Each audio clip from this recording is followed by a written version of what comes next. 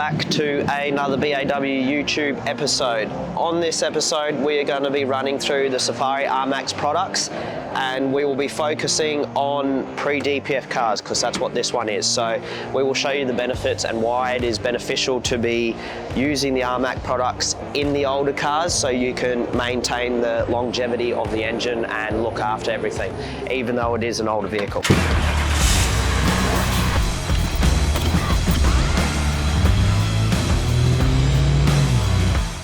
I am just going to run you through a bit of the stuff that we are doing at the moment. So we got a 2012 pre-DPF, obviously, single cab cruiser here, and the customer wants to do a Safari Turbo, Safari ECU. We are also running a Pre-Line and Pro vent, but to run the Safari Turbo, we have to change the injectors because these are the old style inductive injectors. They don't run as much fuel as the new piezo styles. So we are putting in a set of Bailey's plus 50s, so plus 50% more fuel than the factory one. We've got one side of the bank out. Josh is just putting the new bank in. You do have to program these, so they got some numbers on the top of the caps, and then you got to get on your scan tool and load that all in. But yeah, we should get some pretty good numbers out of this.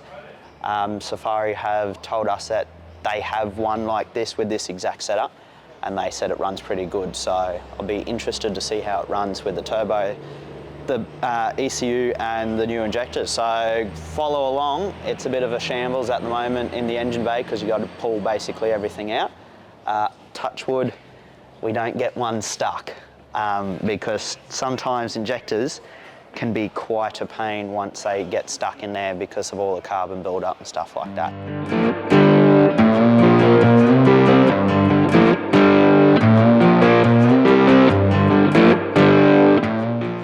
This might be an unfamiliar look for some people that might not really know too much about engines and stuff. Basically, pull tappet cover off, rocker cover, whatever you want to call it. These are where your injectors will sit.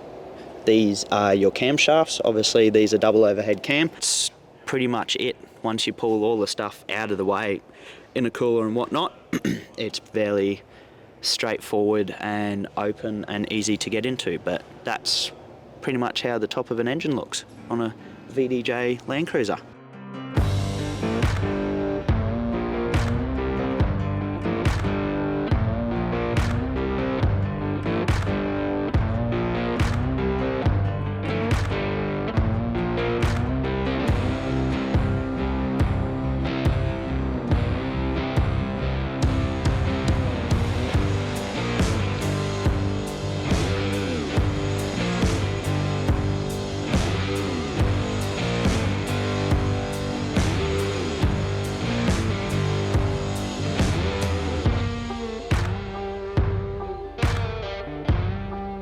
So the reason we are changing these injectors is because they're the old inductive style and we are running the Safari Turbo. You basically just run out of fuel with the factory injectors, just because you're running that bit more boost out of the Safari Turbo.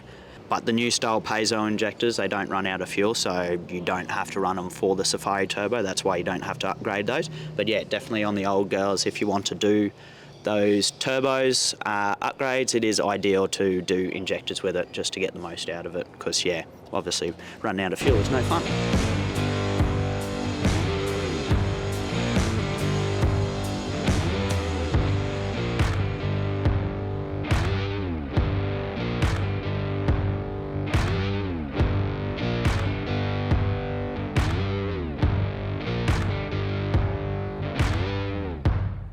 So we have done a set of Bailey's plus 50s injectors into this one. I've done a few log files and been back and forth with Safari a few times just to get the maps all correct and everything, and we're currently just going for a drive to show you what it's like.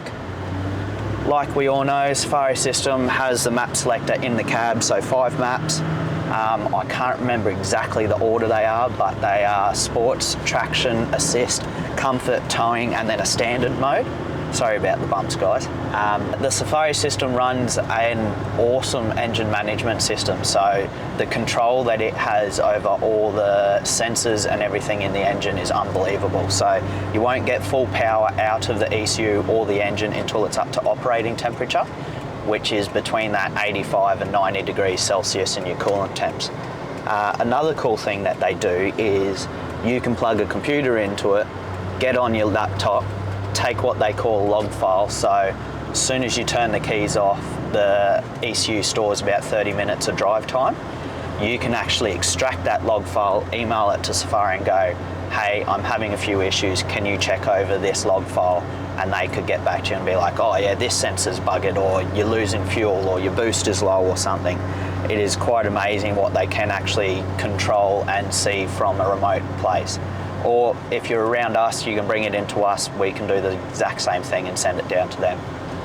So yeah, I'm a huge fan of the Safari system, purely because all the control and everything that you actually get with it. Yes, it's a lot of money, but it is worth it, and we know that the people are spending a lot of money on these Land Cruisers, and if you want to keep it for a very long time, I think it's the right way to go as far as engine management stuff. You have everything there. You have a 250 litre an hour, I think it is, fuel filter on them. I'll have to double check that. You have the Pro Vent, oil air separator, you got the turbo, you got the snorkel, you got the Safari clutch, which maintains the factory flywheel, so if you ever have issues, you can get a Toyota flywheel basically everywhere. I can't rave about it enough. It is honestly such a good system to run in these Land Cruisers, but this one is exceptionally well because we haven't done a pre-DPF one, so we could sort of push the limits a little bit more, because the DPF ones have a few contributing factors that sort of hold them back a bit. One's the injectors. We haven't found a good set of injectors that we can run in those, and the other one is it having a DPF. Obviously you can't remove that for legal reasons because that's a big no-no, but yeah, this one actually pulls like a freight train. It is a single cab, no tray, well, tray on the back, no canopy, 33s, and it hauls ass. I am very, very impressed with this system. Okay, ladies and gentlemen, thank you for watching another BAW YouTube episode. Don't forget to like, share, subscribe, and catch us on our next one. I gotta start with something different than okay guys. Hang on, let me turn that on silent. Engine. He puts the lotion on the skin. It's gonna be in the background. You dropped it. Oh, f me. Oh, Ram. Look at that, Ram. Are you filming? All right, I'm filming now. Cool. So. Oh, yeah, righto, he's filming.